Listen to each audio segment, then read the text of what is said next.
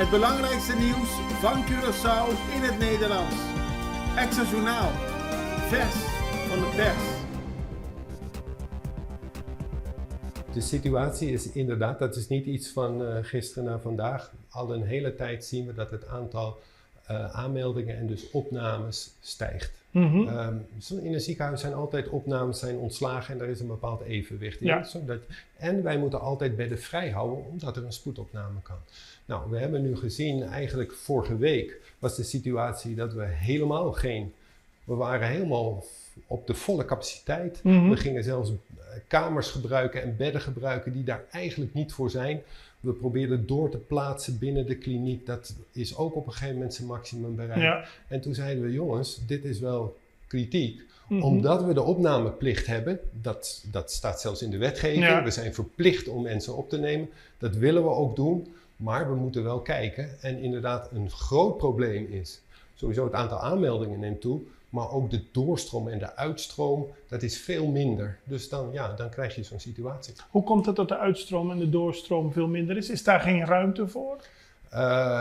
Wij doen een beroep op andere zorginstellingen. Zoals de ouderenzorg, de gehandicaptenzorg, om patiënten op te nemen. Als wij denken dat dat kan. Hè. Mensen zijn uitbehandeld, maar kunnen niet naar huis. Ja. Maar wel naar een andere instelling. Maar dat gaat ontzettend stroef.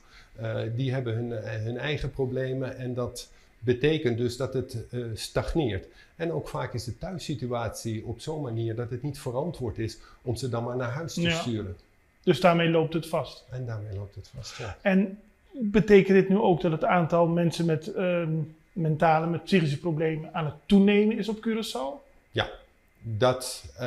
Kijk, we hebben geen cijfers om dat te onderbouwen, maar we zien wel bij onszelf dat het aantal aanmeldingen toeneemt. Dus dat is niet alleen voor opnames, hè, dat is ook voor onze polykliniek, hè, waar mensen dus op ambulante basis zorg ontvangen, neemt het ook toe. We hebben nu op Curaçao 5000 mensen in behandeling. Dat is natuurlijk een fors aantal. Ja, dat is veel. Ja.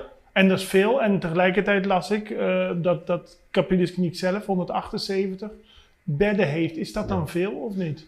Ja, op zich is dat veel. Als we kijken naar de ziekenhuisfunctie, dan moeten we eerlijk zijn, dat is natuurlijk veel minder. Daar hebben we een capaciteit van 32 bedden. Maar we hebben daarnaast ook verblijfsafdelingen.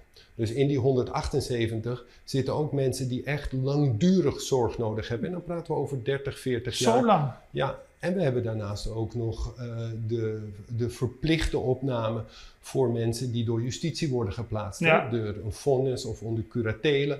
Vaak heeft dat te maken dan met een verslavingsproblematiek die dan samen met een psychiatrische aandoening moest worden behandeld. En die zitten daar voor een bepaalde periode. U heeft dat reacties, of u heeft veel reacties gehad op hierover. De minister van Gezondheid, heeft hij zelf ook al gereageerd? Want is hij nou degene die hier oplossing voor moet bieden of niet? Nee, dat moeten wij. Ja. En ik heb al verschillende keren aangegeven, wij hebben de laatste jaren een uitstekende verhouding met het ministerie van GMN. Er wordt actief naar oplossingen gezocht. We hebben nieuwe tarieven, wat de situatie in waar heel lang over gesproken werd. Waar ontzettend lang, jaren en jarenlang over gesproken werd, dat klopt. Dat heeft de situatie enorm verbeterd voor ons, dus dat is alleen maar positief. En we zijn nu ook met GMN in gesprek om te kijken of want wat wij denken dat we vooral ook nodig hebben is beschermd wonen. Dus dat we daar mensen die niet intensieve zorg nodig hebben. En ook niet naar huis kunnen. En ook niet naar huis kunnen. Nou, daar werken we nu aan een project. Dus ik zou zeggen, we werken eraan. En dat doen we op een hele constructieve manier met de overheid. Ja.